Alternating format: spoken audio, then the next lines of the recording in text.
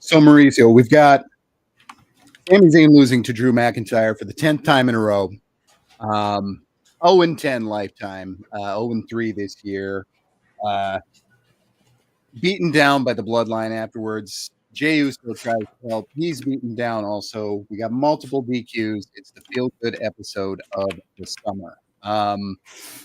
Yeah, lots going on here. Getting the pieces in place for the next Saturday night's main event, which is just a week before Royal Rumble. So it'll be interesting to see how they handle that. We're talking Raw for December 23rd, 2024. Just a few days before Christmas here. I am Kelly Wells. I'm your host tonight. Wade Keller was a late scratch. He is ill, as all of us in the Twin Cities have been. I got over mine about a week ago. Actually, it's still in my voice. But he's now doing his. So you can find me at Other Kelly Wells on Blue Sky. Mauricio, say hello. Hi, once again, thanks. Thanks, Wade, for inviting me, and hope he gets well soon. So yeah, it's good to be back to review Raw. Yeah, we Wade and I caught NXT Deadline. We didn't end up talking about it together on a podcast because we couldn't line up, but we saw Deadline together a couple of weeks ago here in the cities at the end of my sickness and before the beginning of his. But we have different symptoms, so I'm not going to go ahead and blame it on myself. The wraparound story of this show was Drew McIntyre and Sami Zayn's continuing issue, and Jey Uso clearly being inserted into that mix. We even got some scenes in the middle of that. Jey Uso saying he's got next, knowing that Sami was not 100%, and that would come into play in the match. Drew, of course, winning with the Claymore. Jey Uso making the save, but the bloodline having numbers. Sami trying to get in there because that's what Sami does, and getting beat down again. So I would assume, and I don't look at spoilers, I have no idea if this stuff is out there yet, but I'm going to guess that Jey versus Drew will somehow be dragged out about 5 weeks, and we'll get that at Saturday night's main event a week before the Rumble, and then both these guys will be in the Rumble. But I guess they could do these things a lot of different ways because they're going to have two big shows to fill up. What were your thoughts on our main event tonight? I mean, starting with the match itself, Drew versus Sami, it's always going to be a good match. That's never going to be the issue here.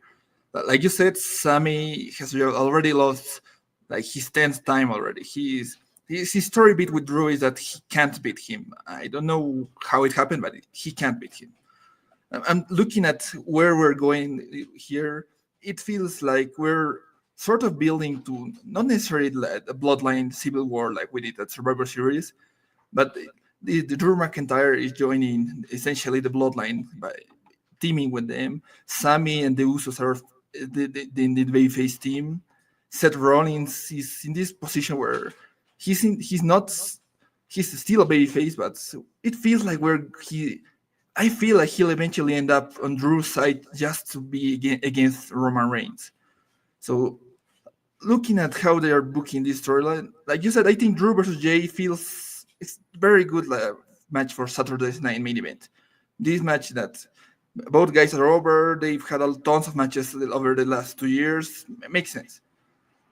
I'm trying to think where the whole story goes in the long term, because we're essentially right about to enter the road to WrestleMania, and I'm thinking where does this storyline go at WrestleMania? And in Sami's case, I thought for a second that maybe he could eventually get his win back over Drew McIntyre. Like that could be his big win of 2025, but it doesn't feel like that big of a deal, especially after he just lost 2 matches. Like, no, this doesn't feel like a special WrestleMania match.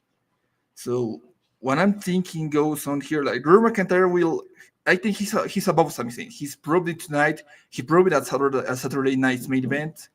I don't know what's his plans going forward, but I'm assuming he's going to do something with the bloodline and maybe Seth Rollins.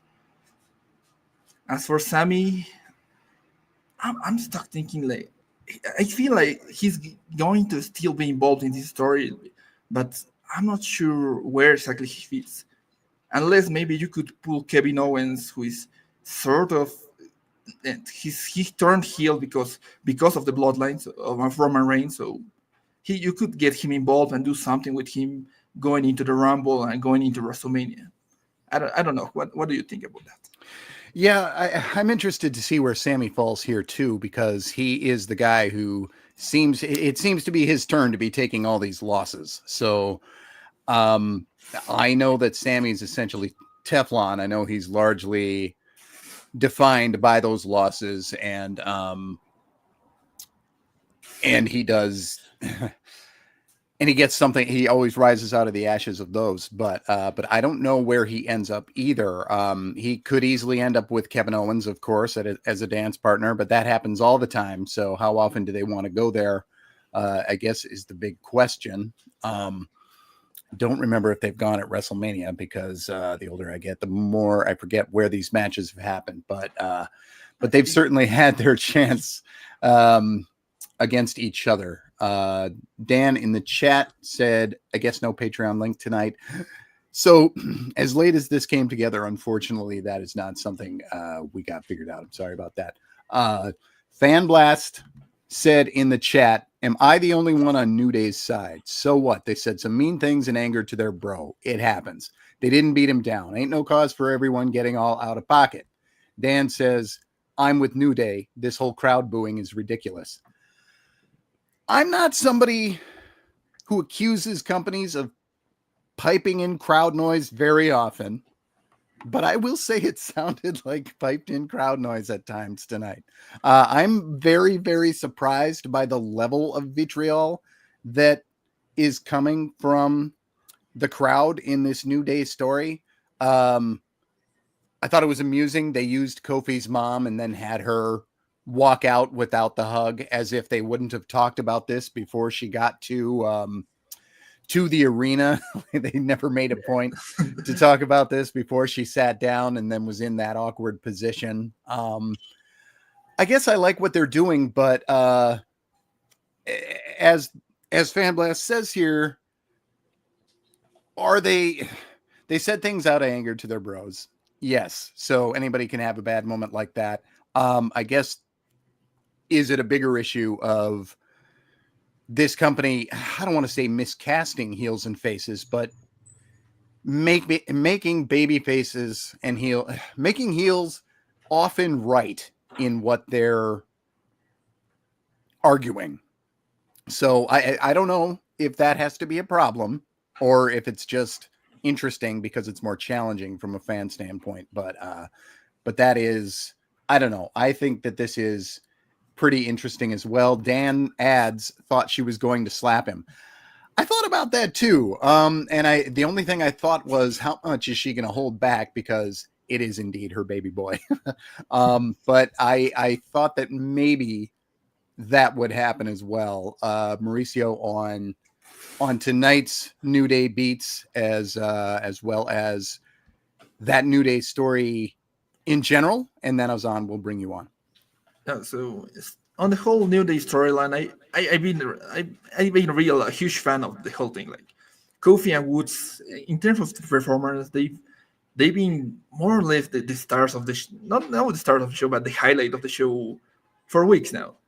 And I do understand that from a realistic point of view, it does feel kind of odd that then the fans are completely turned on them, even though they're very, very fairly said that they didn't even touch him. They could have attacked him and they didn't. But I guess what makes the fans have such a personal reaction against the New Day is that the New Day has been going on for so long. The New Day has been going on for longer than I've been a wrestling fan. So for a lot of people, it meant a lot. Kind of like, not on the same level, but the people completely turned on Seth Rollins after he turned on the Shield. Like, obviously, not the same thing, but the New Day, I don't know, it feels like that thing that no one thought that it was going to end. And actually seeing Kofi and Woods actively harm, not harm, but hurt Biggie personally. I get why, and I do like how WWE is doing this thing where sometimes the heels are sort of justified. They just go about it the wrong way. Like Drew McIntyre has said a lot of things that I agree for the most part. Also Kevin Owens, and they are cast as heels because not because they are wrong per se, just because they are going about their issues the wrong way. They are being more violent. They are being more uh, they are being more villainous in a way.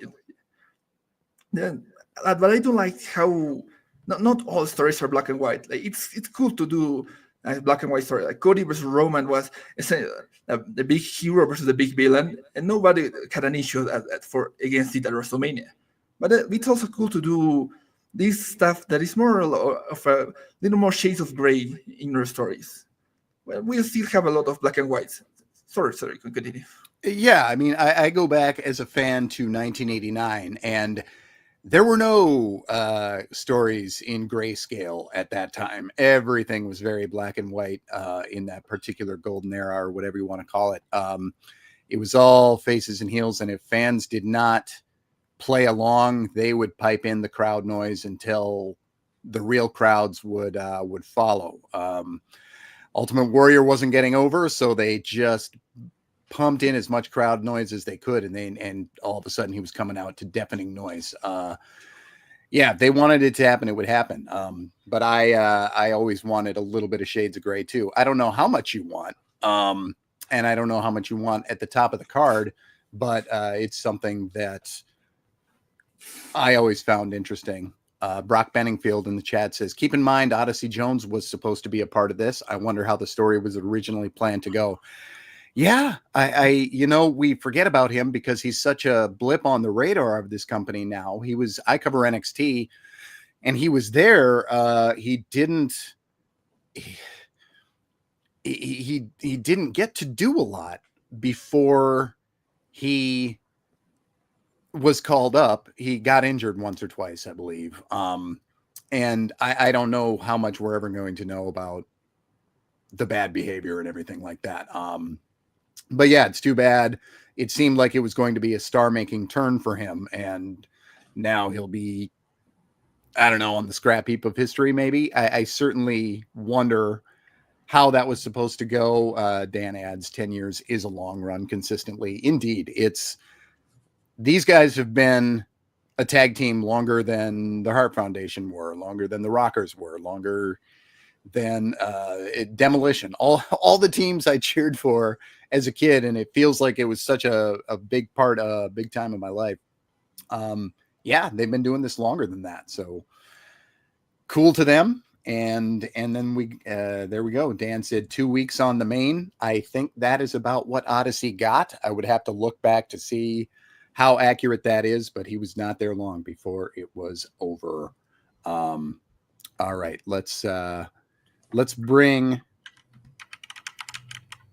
Azan here. Azan, how are you doing today? Oh, you're not muted on my end. Are you muted on yours?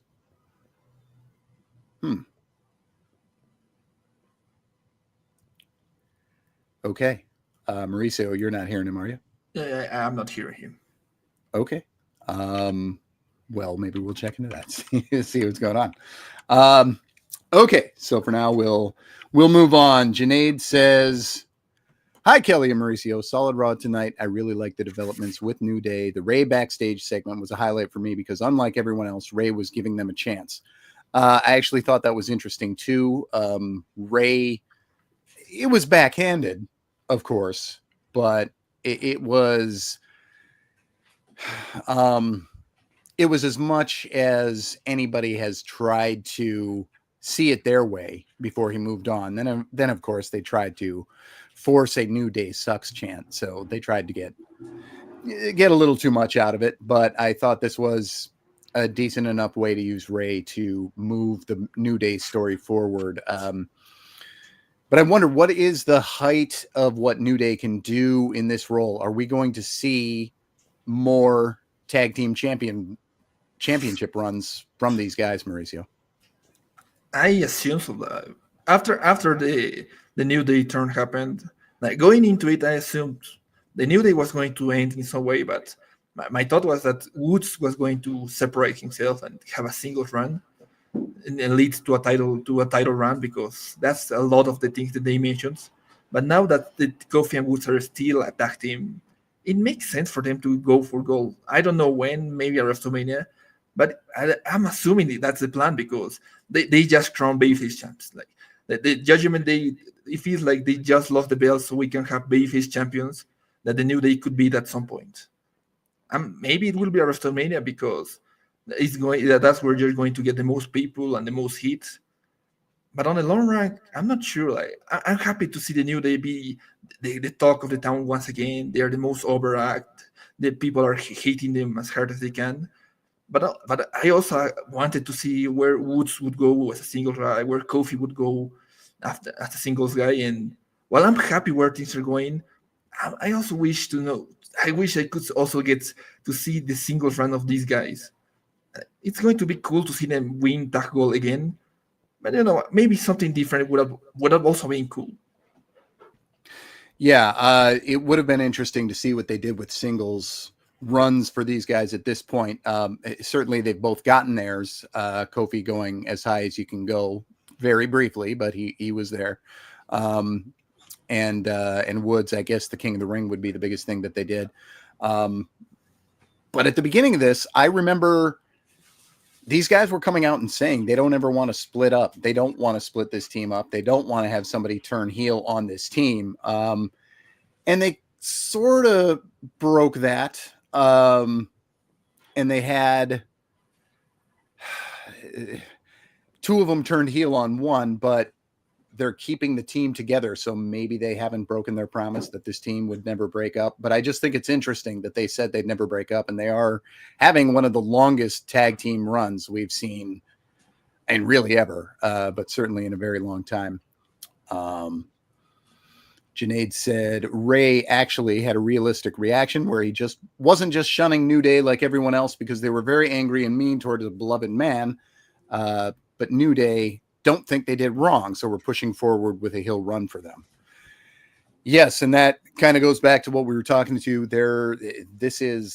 They believe they're in the right. They're the heroes of their own story. So I think they're asking us to choose sides and recognizing that maybe the heels have a point. Dan asks, storyline-wise, did Big E ever appear on screen with Kofi and Xavier since his surgery? He's on the PLE pre-shows a bunch. I don't remember it happening, but I guess it would surprise me if he hadn't. Mauricio, do you remember them, Big E sharing the screen with them? If it happens, I can remember. Maybe like in a special, you have more people, legends, but as something meaningful or a big angle or storyline, I don't remember it. Big E showing up since getting injured.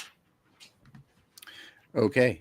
Let me try this once more. Azan, do you hear us? Oh, okay. Oh. I don't know if he's coming through. No, I don't hear him. Okay.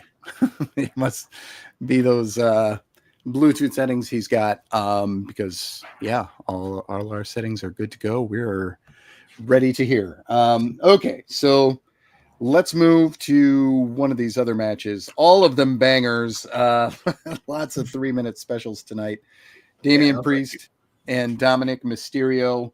That was your mid-show. Damian wins by DQ as he's attacked by JD Claus, Carlito, and Finn Balor. War Raiders make the save, and apparently these guys are going to go to war with the Judgment Day. That is the plan. So there was a pretty big response to that. To Priest saying, "I'll go to war with you."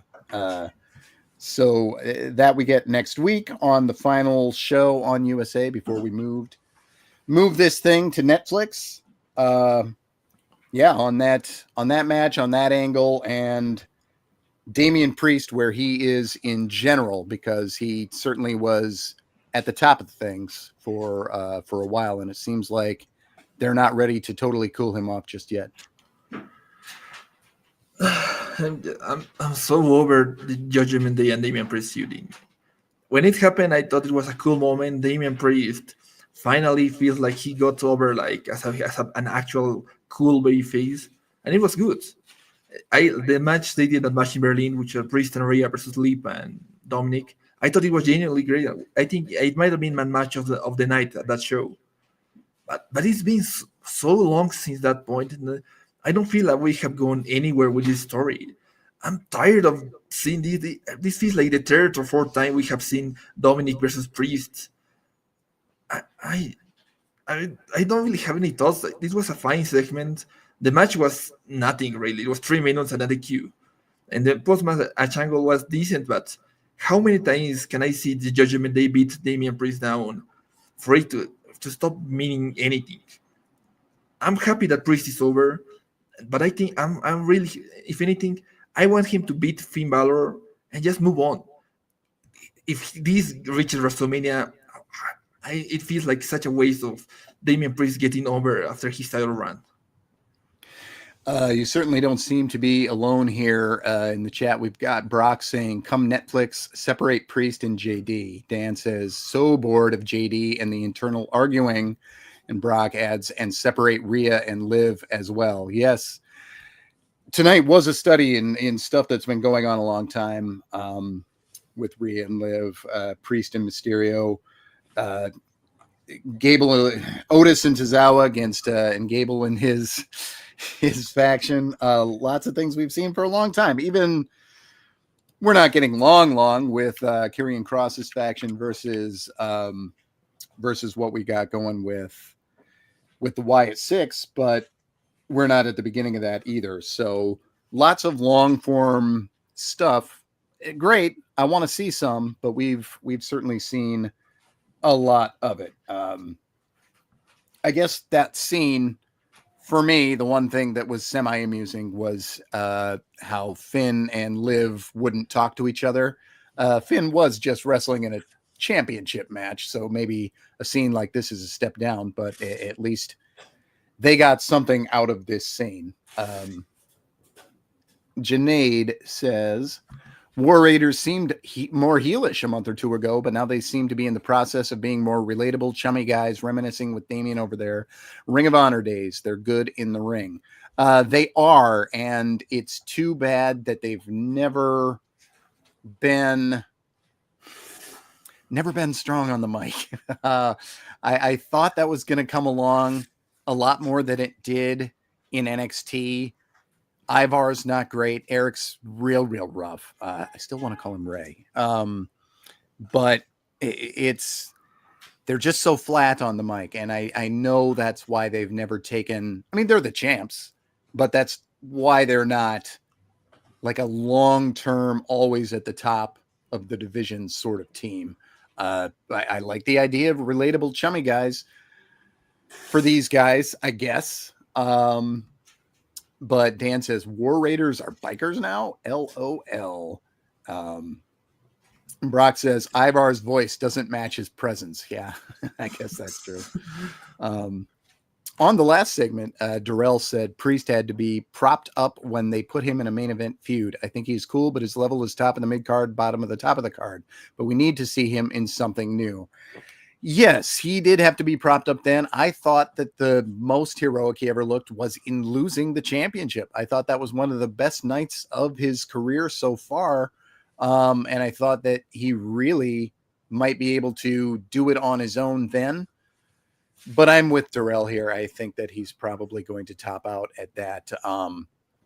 Visit the main event scene, maybe a couple of months away from WrestleMania season as the champion sort of thing. If they want to, I don't want to say hot potato those titles. They're not going to do that, but maybe move them around a little bit more than they have been, because those top championships have not been moving around at all. Mauricio, I didn't really ask you too much about what's going on with the War Raiders, but yeah, what do you think there? I mean, the War Raiders aren't really going anywhere. I'm happy they're champions. I didn't have anything feelings towards Judgment Day as tag champion, so anyone would have been good. But it's cool that the War Raiders are back. That they beaten a lot of injuries. Apparently, that it sucks for them. Like you said, they never been great on the mic, but that didn't really stop them in NXT from having a decent title run. I still remember the War Raiders versus Aleister Black and Ricochet being an excellent match. I think it was Takeover in New Orleans, New York. I don't remember, but it was an excellent tag match. Like genuinely among my favorite of that year. And they didn't. The War Raiders never spoke that match, so I don't know. I feel like they could have an actual decent, good title run without being much on the mic. But with these current characters, yeah, I don't think I think they'll be lucky if they make it to WrestleMania as champions. Good for them, but this doesn't feel like a long term title run.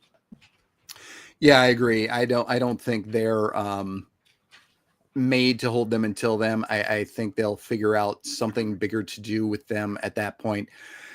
Certainly the tag team championships on both shows have been something that they are really willing to move around, even though they've kept it slow with singles championships of late. Harley Wade 12 in the chat says, I think they're going to put the Usos, give the Usos the championship soon, like around WrestleMania. I think there's potential for that, but I think they would worry about squandering what they have with Jay and even Jimmy, I suppose, but Jay seems to be where they're going to potentially make some money as a single. These guys are twins. They probably do at some point want to be a tag team again, but I think they'd be crazy not to see what they have in Jay. And if they can get him to that next level.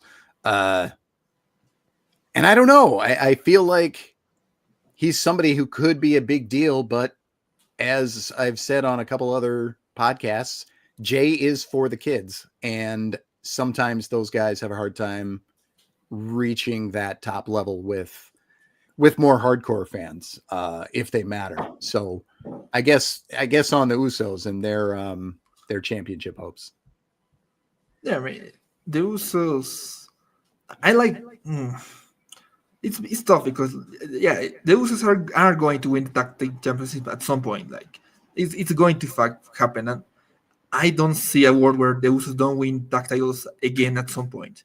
But like you said, Jay is in a weird position because even though I know I'm usually not excited for a Jey Uso match, I'm always excited to see the entrance because he's arguably the most over guy in WWE right now. The crowd are going insane whenever he comes out. So it feels like it was cool that he got the Intercontinental title, but it also felt like and something that they had to do that before reuniting him with the Bloodline, in order to show that he could win singles gold on his own.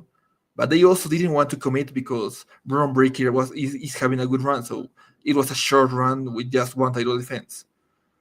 So there is still potential in Jay as a singles guy. So if the Usos are going to win the titles again, I don't think this WrestleMania is the plan. Maybe next year's or maybe SummerSlam could be a good point. If the New Day are heel tag champions, you could do New Day versus Usos again, which is like a classic match you could do. I don't know.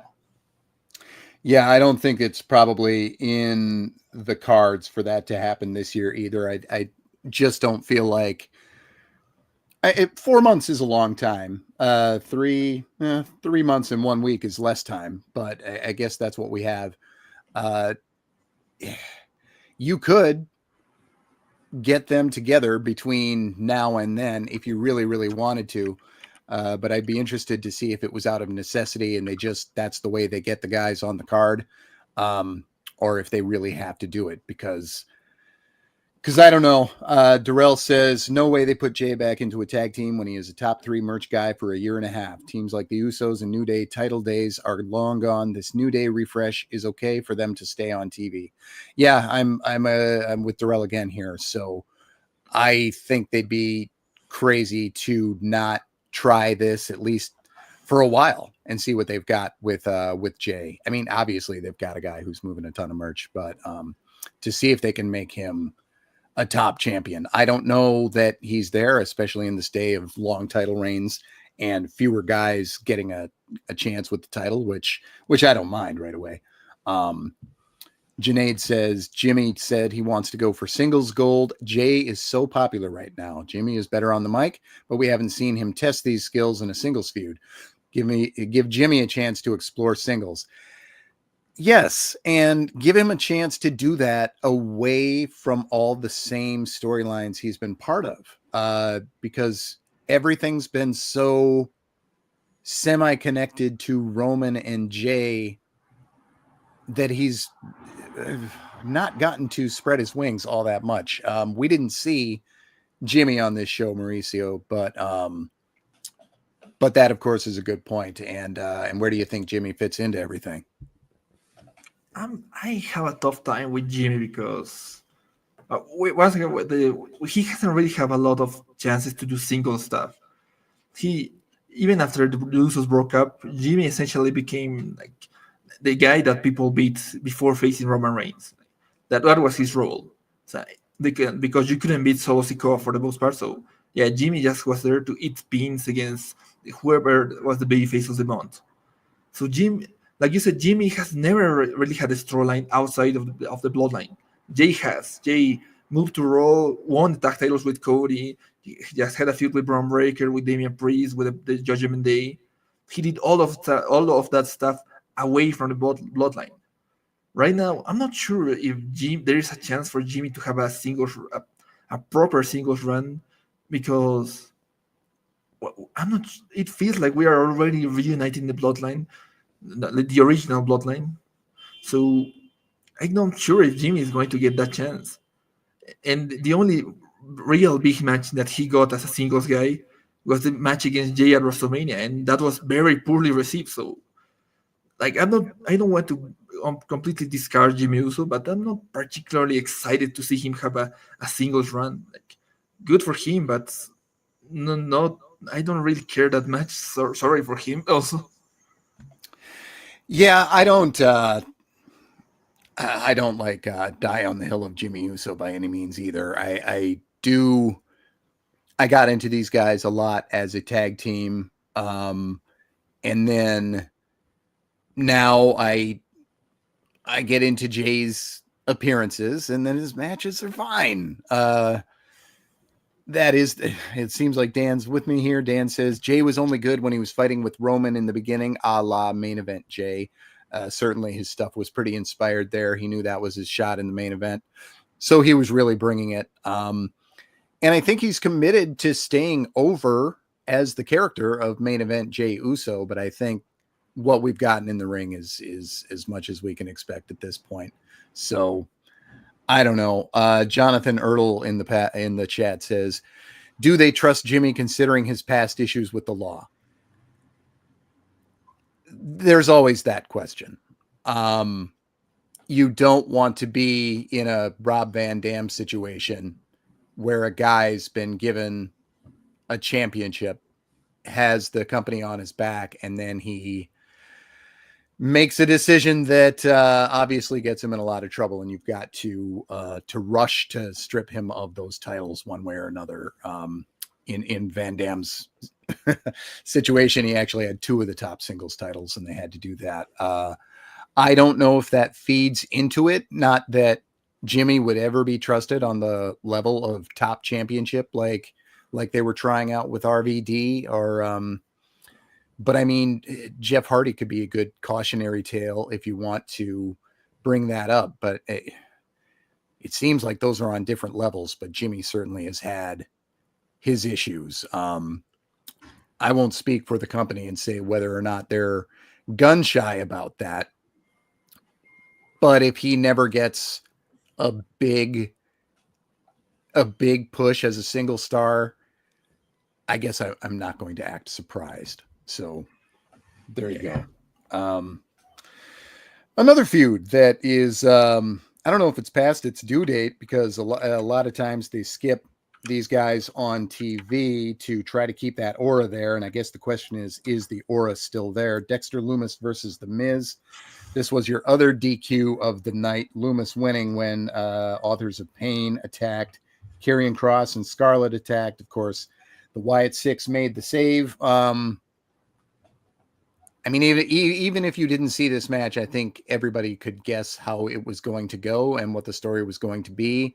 They're trying to make it something interesting with Miz, where he's basically in a position where he has to fight these guys or he's going to get beat up, but then he gets there and they get beat up anyway. Harley in the chat says, I love the Wyatts, but they need Alexa. Yes, they certainly could benefit from that. Somebody else earlier said that Alexa is coming back, so that could really inject some life into this. But I think I thought it was going to be hard for them to maintain the level of being over that they were when they first showed up on TV, just because those first couple of reactions were huge. Mauricio, what do you think about the approach they've made trying to make these guys special by not always having them there, and what's gone right and wrong with the approach of the Wyatt Six? The Wyatt Six, when they first showed up, I had my issues because as much as I wanted to see what they could do as essentially to pay tribute to Bray Wyatt, I've never been a huge fan of the spooky, the supernatural in wrestling. It always felt like they never had this huge justification of why they are here, why they are in a wrestling setting. But as long as it was cool or entertaining or exciting, I wouldn't mind that much. And going into the American-made feud, for the most part, yeah, it was a good feud. The Wyatts won everything, but it's their first feud, so good for them. But then they just disappeared. Like, I understand that you want to make them special, you want them to not be there every week on TV, but by the time they were back, the Final Testament, regardless of your thoughts on them, they were a very low card on TV, act on TV, like very low. Like they risen a bit thanks to this suit, but for the Wyatts, that feels like a step down. Like you've started very hot, you won your first feud, and you've gone down to the Final Testament and the Miz. Like right now, when they showed up on this episode, I didn't really think it was that special, which kind of sucks because this was going when it first showed up. I still remember that first main event of Raw where they debuted, they killed everyone backstage. Yeah, it was a bit exaggerated, but it looked cool, it looked exciting. And now I'm just kind of disappointed that I'm not excited to see the rematch. I wasn't excited for the first match between these two. I don't feel much for this. Like this was fine. I think Dexter Lumis is, and it could be a good singles guy, but this was never going to mean anything. This match against the Miz, they didn't even get to have a proper finish. They did a DQ again on the same show. I'm not. I hope once this feud with the Final Testament ends, they get something more interesting, because right now, what was supposed to be a special act, I don't really think it's that special anymore. How about you? Yeah, it certainly has lost something in terms of aura. Harley said, it's been 2 years since Alexa Bliss was there, but where's Uncle Howdy? He's missing. Yes,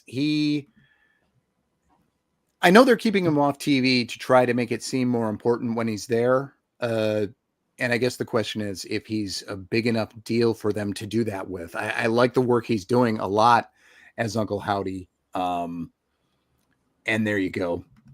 He also, Harley asks, mentions, I want Bo Dallas to wrestle, not as Howdy, but Bo. I think they'd be afraid to do that considering how they defined Bo a couple years ago. So there would be some work to do there, but if he's able to work as Howdy and as Bo and these two sides of his personality, I think there's something. It's just, we don't see a lot of, there used to be a lot of supernatural stuff in wrestling for the first at least half or 3/4 of the time that I watched it, and now there isn't a lot. Goodfella says, I think the Wyatts get their big match at the next Saturday night's main event. That would be nice to have them in a match that seems like a big deal, but indeed they do have to move on. Karrion Kross has been Goodfella also mentioned Cross's online work has really helped Final Testament. Yeah, I think he's trying to make what he can out of this faction, at least to save his spot on the roster, because they are nowheresville otherwise. I think both of these teams could benefit from moving on to a new thing, Mauricio. Oh yeah, I mean, that's what it is. Okay, yeah. I hope that once they do this match, maybe it's Saturday night main event, maybe it's the Rumble, because I'm not. I don't think any of these people are going to enter the Rumble matches, so they could do it at that show. But I hope both groups move on to better things, because I will give Kevin Cross this. Like, going into this suit, his faction was like one of the coldest acts on TV. Like, no one could care less about these guys. Like, so the fact that they've gotten a bit more over, like a bit more character, they've done more work to get people to care about this act. It's good for them. I'm not sure if they get a spot at WrestleMania, because going into WrestleMania, I'm very sure the Wyatts are going to get the spots. The Final Testament, I'm not sure if they would.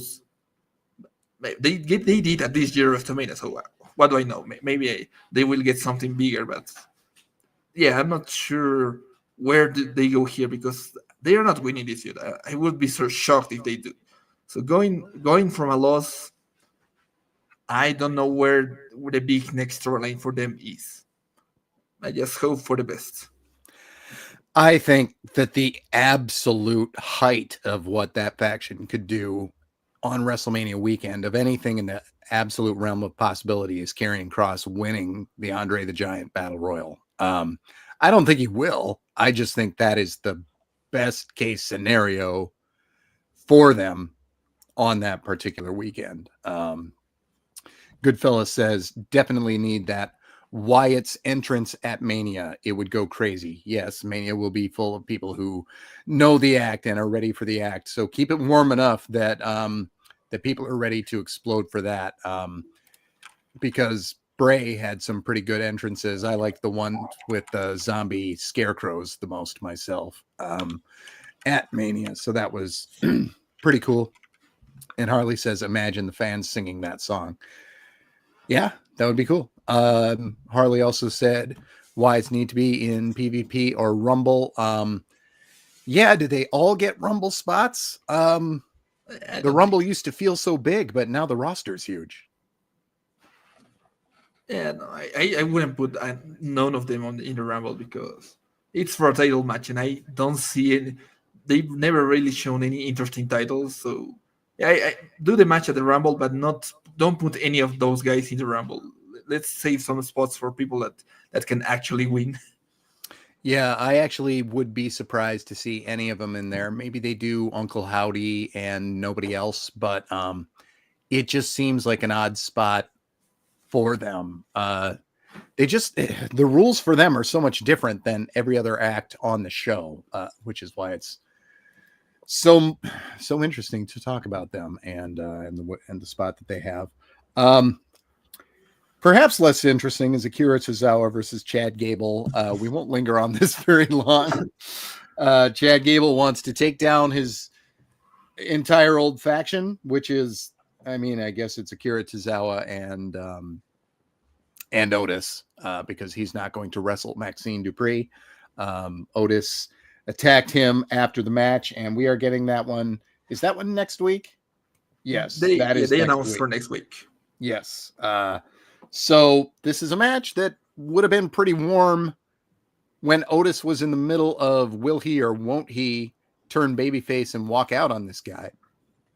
It's a little bit past its due date, but I don't know. Are you still feeling anything for this one? Did you ever? So I wasn't the biggest fan of this story, like going into what was, I think, Clash at the Castle. but it was very popular. The crowd were incredibly hot for Otis. It was, that's something I can't deny. I thought they should have done the turn at that show, but they didn't. It's okay, it's fine. I also thought Chad Gable should have won the title, but that's another issue for another day. So, and then they did the turn on Raw, and they just kind of moved on. Chad just went into Money in the Bank and to feud with the Wyatts, and the Otis and Tozawa have done nothing since then. Like, they beat the New Day the week before they broke up, and they got nothing out of that. That was just an angle.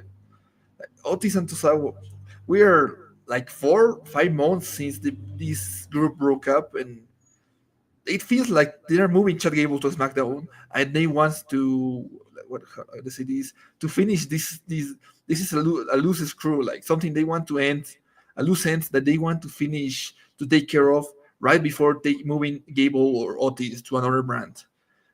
And I don't know, it feels like such a waste that this was a really hot angle, and now they, I mean it's still hot, but it doesn't feel that interesting anymore. And next week's match, I don't think it's going to have an ending. I think they're going to build to a rematch, maybe on the debut on Netflix. That would be cool. But aside from that, this just feels like such a wasted opportunity. Goodfella in the chat says, get Gable and them to SmackDown ASAP. Yeah, I think a change of scenery would be nice. Gable, for me, is so tough because this is a guy whose televised record in a calendar year will be like 4-30. So you know that he's good enough to be a champion. You know he'd be a good title holder, but you have to find a way to package that to make it okay. But we know they'll do that because Shinsuke Nakamura was like 1-29 in his last 30 matches, and then he came back with the tweak character and won the championship. So we know they'll do it. But yeah, Chad Gable is a guy who's doing his best stuff after he's been repeatedly defined at the bottom. Brock says, Otis doesn't have to do much, but still has the crowd in the palm of his hands. Yeah. Some guys just have that aura or that self. Everybody just wants to give Otis a hug, I think. People just want to be the man's friend. So I don't know if I can explain it any better than that, but he's got that love. And I don't know. Could Otis go higher than he has? Or is this guy's ceiling pretty low? I think we might have reached the ceiling with Otis. Like, honestly, I think the ceiling was him having a singles match at WrestleMania, which was the match against Dolph Ziggler that happened in the pandemic. So he didn't even get to have that huge crowd reaction that was going to happen. So it's cool that that he had that moment, that he had a title run with Chad Gable, but I'm not sure if Otis can go any higher. I'd like to see if he can go in the ring. Like, he's had a couple of okay matches, but it feels like every time they let him in the ring, the match is always very short or ends in a DQ or interference. Like, at least let me see if Otis can reach that level. Like, I don't think they have given him a shot to even push himself above a certain level. Like, if he doesn't, it's okay. You tried, it's fine. But Otis is this kind of guy that is always going to be popular, so they don't really have to try to push him above that level. And I don't know. I wish we at least got to see what he could do in the next level. In the chat, Goodfella says mid-card strap for Otis is on the table if I had the pen. He also continues, Otis versus Obafemi was good in NXT. And yeah, it was. This was a time when they needed guys to lose to Obafemi. They wanted monsters to lose to Obafemi, and they were willing to sacrifice Otis for a couple weeks storyline because Obafemi is just a massive prospect who's going to be NXT champion soon, or he's going to lose that championship, or he's going to come up very soon, because that is a product of somebody being ready in a very small amount of time. Obafemi is going to be a big deal. I don't think this is somebody that they are going to fumble. Although if they did, we'd be talking about that for a long time. So yes, Otis, I think, is the kind of guy who, under Vince Russo and how often he changed hands for titles, he would have been a Rikishi type 2 or 3 time Intercontinental Champion. But 3 championship reigns for a total of about 63 days, because that's how we did things. But yeah, this is, I do think there's potential for Otis to go to that kind of level, but it doesn't feel like he's there right now. Maybe next week will change our minds. The one other match we didn't talk about was Io Sky versus Natalya versus Alba Fire. First round match for the Intercontinental Women's Tournament. Blink and you'll miss it. Io Sky added to the match and she moved on. So 2 members of Damage Control in the semifinals. Semifinals next week. Io Sky versus Lyra Valkyria and Dakota Kai versus Zoe Stark. Stark is really the only heel left. Mauricio, they threw us a couple of curveballs over on SmackDown and went a very interesting way. What do you think of what they're doing here, and where do you think this is going to end up? So, firstly, adding Io Sky into these tournaments, it was so needed, because looking at the bracket, I really thought, who is this star of the tournament? Because like, it's cool that Dakota Kai got a win back, is back, and I don't mind Zoe Stark and Lyra Valkyria, but they aren't really booked often enough as any kind of interesting character. So having Io Sky, even if it's just for one round, appear here, it was genuinely a good choice. And my thing is, going into the semifinals, I kind of want Io Sky to win, because Io Sky is like one of the best in-ring performers in WWE right now. Like, genuinely, I can't think of anyone, at least on the women's division, that is about her. She's about most of the whole roster. But genuinely, the only thing stopping me from going, yeah, just put the belt on Io Sky, is that I want Io Sky to challenge for the world title at WrestleMania. Like, they did that face-off with Io and Rhea Ripley, and that alone made me say, this is the match that you should do WrestleMania. Like, I get why maybe you have other plans.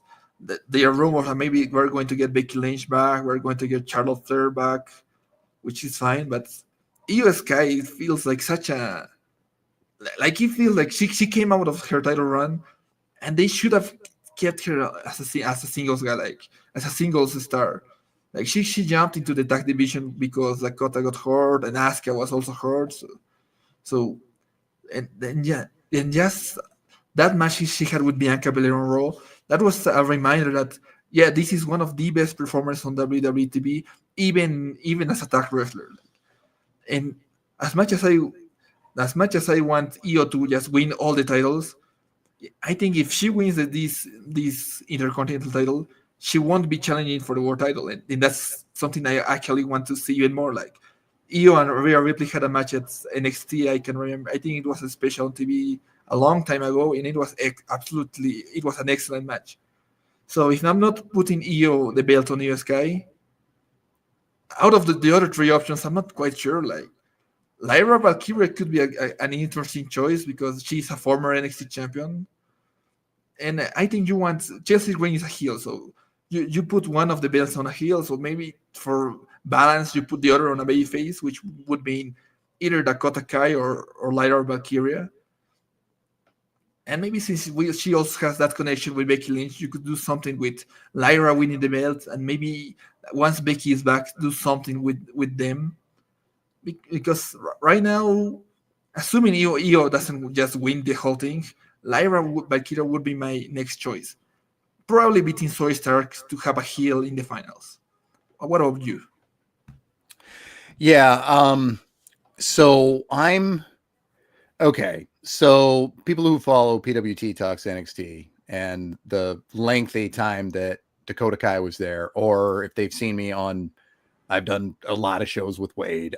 They know that I am Dakota Kai's biggest fan, and and my face in the chat says I'm going to go out on a limb and say he likes Io Sky. I mean, I certainly do like Io Sky a lot.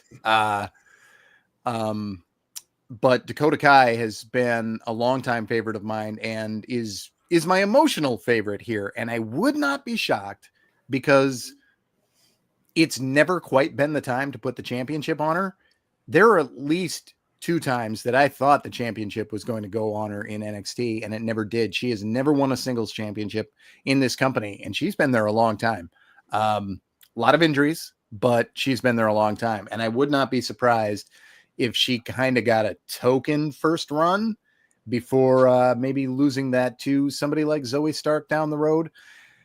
I'm with you on Io and saying this title might not be big enough for her.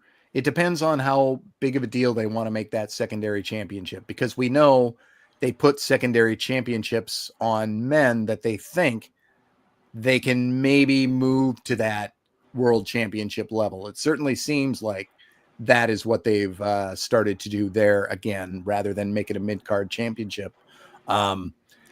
Chelsea Green is not going to be somebody that they move up to a world champion type level, I don't think. So I am expecting to do, I don't know what I'm expecting them to do here. I guess I'm going to guess that Dakota Kai wins, but is a very, very short-lived championship reign. Sky has who in the semis? She's got Lyra. She's got Lyra. I mean, if they want to turn Lyra heel, this would be the time to do it, and turning her heel on Io would be easy. And maybe that's why we've got a face-face match there in the semis. In addition to which, you could have Dakota Kai versus the woman who healed on her partner. Brock Benningfield says Zoe is a good fit for this mid-card title, in my opinion. Yeah, she is. I'm not talking about her because they kind of start with Zoe a lot. She had one of the best bumps of any woman in this company in this last year in that multi-woman ladder match. But she is, this could be a way to legitimize her, even if she doesn't have to do heavy lifting on the mic. So I don't know. My head and my heart say different things. The one person I feel confident won't win it is Io, because I do think she's too big for it. I think she's playing the Bayley role in those semifinals. But yeah, that was the last match. We've got Seth and Punk, and that's going to be on Saturday night's main event. So as far as Seth and Punk, do you think that they meant for that to be at WrestleMania and they're speeding that up? Or I don't know. I think this one is interesting. I think this is something that they fully intended for WrestleMania, and either they're pivoting or they're just finding a way to drag it out. What do you think about this? And Goodfella adds, also they could drag this out to Netflix. This is, you're right. This is too many very special episodes on the way. Indeed. Thank you. That is set for the first episode on Netflix. So, okay. On that feud, where do you think that is going to go from here? No, yeah. I mean, this was obviously the plan for last year WrestleMania. Punk got hurt, Seth also got hurt, and then they had to improvise a lot with Rock in there, but they managed to do it. But yeah, Punk versus Seth, they had to delay that match. Going into this year's WrestleMania, I think CM Punk getting involved in the bloodline stuff, kind of, I don't know, it feels like he like the match with Seth was going to be like not necessarily a main event match, but a huge match. But it kind of feels like Punk wants that main event, and the one thing that would guarantee him a main event is getting me involved with the bloodline. Like going into WrestleMania, the people I expect to main event are like CM Punk, Cody Rhodes, Roman Reigns, and The Rock if he's available. And Seth Rollins is one of the top guys, but if you ask me, Punk versus Seth, there is a chance that that match doesn't main event. Punk versus Roman would absolutely main event. Like, I would be shocked if they do that match and it doesn't main event. So this kind of feels like they are they've decided to not do Punk versus Rollins at WrestleMania. Coming out of what was the show, Survivor Series, or CM Punk returned, and he more or less said, yeah, I'm not going. I'm ignoring Seth Rollins and moving on to whatever the Rumble or Elimination Chamber. And then all of a sudden he just went back to never mind. I'm actually going to finish this stuff with Seth Rollins. To me, it kind of gives the idea that Punk is now got a bigger target. They are doing the big matches at the Netflix debut show because that's going to be a big important show. I think this match is not going to take place at WrestleMania. I think Seth is going to do something with Drew McIntyre and maybe the Usos, Sammy, and the new Bloodline. While Punk, I'm not sure about this, but I'm going to predict, quote unquote, that he's going to face Roman Reigns because it kind of feels like he's kind of going above the Seth Rollins, like he's above Seth Rollins in a mean kind of way. Like, sorry, Seth Rollins, but CM Punk is above you right at this point of his career. I think that's what's happening here. What about you? Yeah, I think that's where they want to head. I do agree with that. Goodfellas says we're getting Cena back. They are so loaded with options for Mania. And Goodfella also adds Gunther versus Punk for the chip would be fun too. Yes, indeed. It would be. Janaid says Netflix has kind of dictated plans for WWE's top talent right now. This feels like a PLE level lineup for Netflix, but it wouldn't surprise me if 2 of the 3 big matches have screwy finishes. Yeah, it's still a weekly show, so there's got to be that, and it's got to build to some things, but you get to build to these, and you get people to tune in, and that's good enough. Frederick says 3-hour Raw with no recording on Netflix is not sane stuff to endure. What do you think? I think I agree, but I'm going to have to see that. I'm going to have to see that first episode to know. I'm not going to be able to watch that first episode live, which is a real bummer, but I will be at I co-own one of the bigger sports card shops in the nation, and I will be listening to guys from Upper Deck give speeches that night when I would much rather be watching wrestling. Don't tell them I said that, but I will.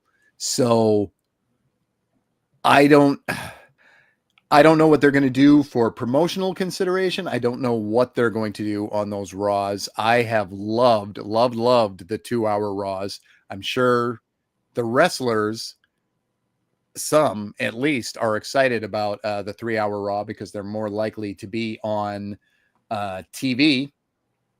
So yeah, it's been something. What are your fears and hopes and feelings on 3 hours on Netflix? I'm very torn on this because I've been watching wrestling for since 2010 more or less. So I think they changed the Raw to 3 hours in like 2012. So essentially, I've been watching 3 hours Raw for most of my life as a wrestling fan. So and for the most part, I agree it was crap for a lot of that period. It was only until Triple H took over that it got better. It was still, but 3 hours was indeed still, even under Triple H, even with good booking and better matches, it was still very tough to book. There was always something that just didn't feel right. Having said that, by the end, right before we went back to 2 hour Raw, I think they finally reached the formula that made 3 hour Raw work. And going back to 2 hours really felt like some people that I wanted to see on TV didn't appear because there was 1 hour less. Like, I think they should do more than 2 hours, but I understand why 3 hours is a lot. I've seen the worst version of a 3 hour show, and even under Triple H, and even under a good management, it's a tough show to watch. So I'm trying to stay positive because it's a whole new format that we're going to see. Like I'm not sure how they're going to deal with commercials, how the whole thing is going to look. But my hope is that maybe they could do maybe like a 2.5 hours. Maybe don't have a hard limit on the time. Like maybe let the start. Maybe have the main event to start like at 2:30, and end the show when the match ends or when you have your final angle. Doesn't have to be exactly at 3 hours, because I don't think Netflix doesn't have many how do you say it, live shows. So there is no real clash with other shows. So in theory, you could end the show at any other point. So maybe you can start a match like at 2:15 of hour 15 of the show, and maybe have the match run like 20 minutes. Maybe the match is going to last 20 minutes, maybe it's doing 15 minutes, doesn't matter. The show ends with the main event ends. I think that would be a really interesting way to do things differently, and would make main events in general feel more unexpected, because right now we always know the ending is finishing because it's almost 11 o'clock. Because aside from that, yeah, I don't think the format is going to change that much, because as much as I wish they weren't commercial breaks. Sometimes WWE puts commercial breaks on everything. Like all the PLEs of this year, my biggest issue with all of them is there's too many breaks, and I don't think that's going to change on Netflix. So yeah, I just wish main events were different. That's my big huge hope for Raw on Netflix. What about you? Yeah, I think that, well, Goodfellas says, I do think showtimes will fluctuate. I'm hopeful there too. I would love to not know when those matches are necessarily going to end. Yeah, that would be novel. I don't mind the 2 hour hard out, but I also wouldn't mind something like that, especially if there was a hard cap on it. So I knew that at the very least, I'll be done in 3 hours. Yes, very bummed. I won't see that one live, but oh well, I will get to see it soon enough. I believe that is going to be our show. We thank all your Patreon members, but unfortunately, I got added to this show late tonight, and we weren't able to figure out all those things to get me all the permissions I need in order to do the things I can. Wade will be able to do that for you next week again. And in the meantime, if I pick up more for him, that will change. I'll get those things figured out. So that is Monday Night Raw. Good chat, everybody. Good show. Well, it was an episode of Raw. That is what I'll say. It was an episode of Raw that existed, Mauricio. I'm Kelly Wells. You can find me on Blue Sky at Other Kelly Wells. Mauricio, go ahead and plug anything you have to plug. You can. I'm Mauricio Pomares.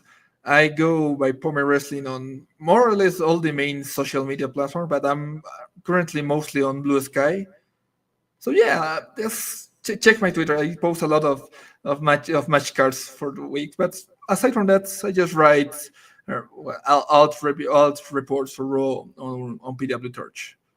Yeah, I think that's about it. All right. And you can see me doing NXT, although I will not be there tomorrow because I'll be with family. Nate will be doing that one. So I'll see you when I see you. Thanks for watching, and we'll catch you next time. Bye.